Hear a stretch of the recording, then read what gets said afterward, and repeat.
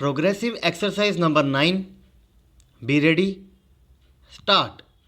I rise to commend the Constitution Amendment Bill seeking to have an impartial and multi-member election commission.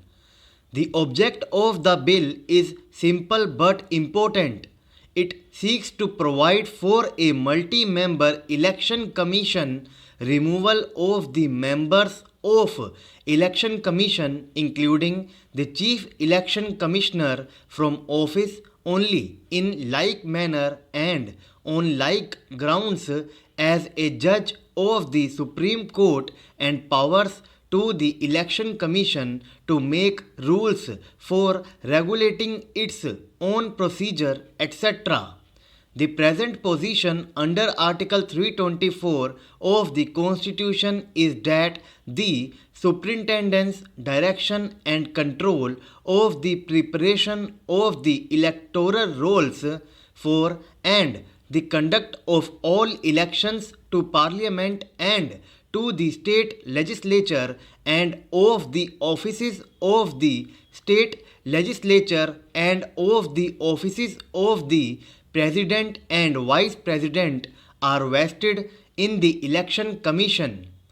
Clause 2 of the article visualizes that the Election Commission consists of the election commissioner and such number of other election commissioners as the President may from time to time fix. But unfortunately, the Commission continues to be a single member body in spite of the demand in Parliament, the press and the public platform.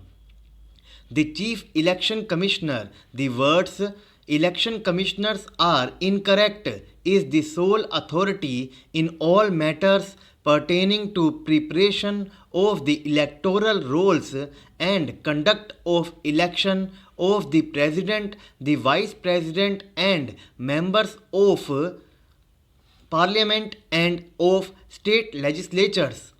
In this largest democratic electoral system in the world, the entrustment of one single individual with this task, which has a great bearing on the functioning of democratic institutions, is not desirable.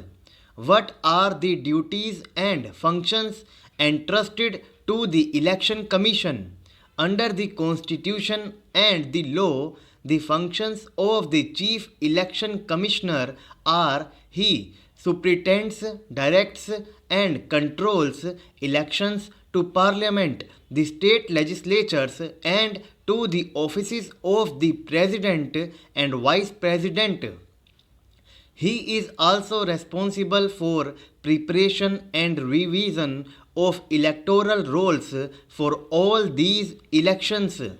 It is his duty to see that the electoral rolls are kept up to date at all times. He is required to superintend elections to fill casual vacancies in Parliament and state legislatures. He is required to give his opinion under Article 103 and 192 when a vital question arises, whether of Parliament or of a state legislature, subject to any of the disqualifications.